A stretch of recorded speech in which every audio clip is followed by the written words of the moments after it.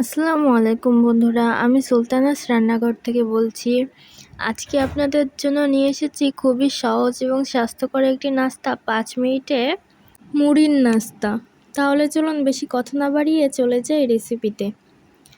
প্রথমেই আমি রেসিপির জন্য নিয়ে নিয়েছি অল্প কিছু মুড়ি। আমি এখানে 1 কাপ পরিমাণ আটা নিয়েছিলাম। এখান থেকে ঠিক 3 চামচ পরিমাণ আটা দিয়ে দেব, কারণ আমার এখানে 3 চামচ পরিমাণ আটাই দরকার হবে। আপনারা আপনাদের মুড়ির পরিমাণ অনুযায়ী আটাটা নিয়ে নেবেন।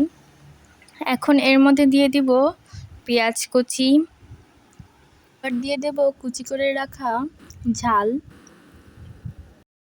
তারপর দিয়ে দেব কুচি করে রাখা টমেটো, তারপর অল্প পরিমাণে ধনেপাতা দিয়ে দিব। দিয়ে খুব ভালোভাবে মিক্স করে নিতে হবে। এখন একটি ডিম দিয়ে এটাকে হাত দিয়ে খুব ভালোভাবে চটকিয়ে মিশিয়ে নিতে হবে। তারপর লবণ দিয়ে খুব ভালোভাবে আবারও মিক্স করে নিতে হবে। দেখুন আমার মেশানো হয়ে গিয়েছে খুব ভালোভাবে। এখন গোল গোল ও চ্যাপ্টা চ্যাপ্টা করে সবগুলো নাস্তা বানিয়ে নিতে হবে। আপনারা হয়তোবা ভিডিওটা দেখে বুঝেই যাচ্ছেন যে কিভাবে নাস্তাগুলো তৈরি করে নিতে হবে। ঠিক আমার মতো করে প্রসেস ফলো করে নাস্তাটা তৈরি করে নেবেন, তাহলে দেখবেন আপনাদের নাস্তাটাও ঠিক এরকম পারফেক্ট হয়েছে। দেখুন আমি এক এক করে সব ধরনের নাস্তা তৈরি করে নিলাম।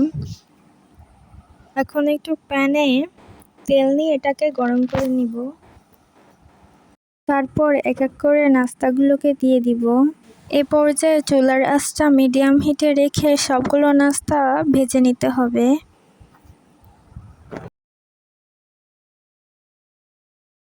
এক পাশ ভাজা হয়ে গেলে আর এক পাশ উল্টে দিয়ে লাল লাল করে ভেজে নেবেন।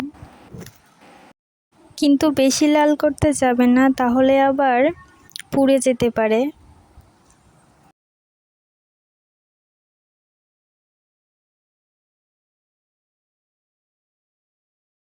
আপনারা ভিডিওতে দেখতেই পাচ্ছেন যে নাস্তাটা আস্তে আস্তে ফুলে উঠছে।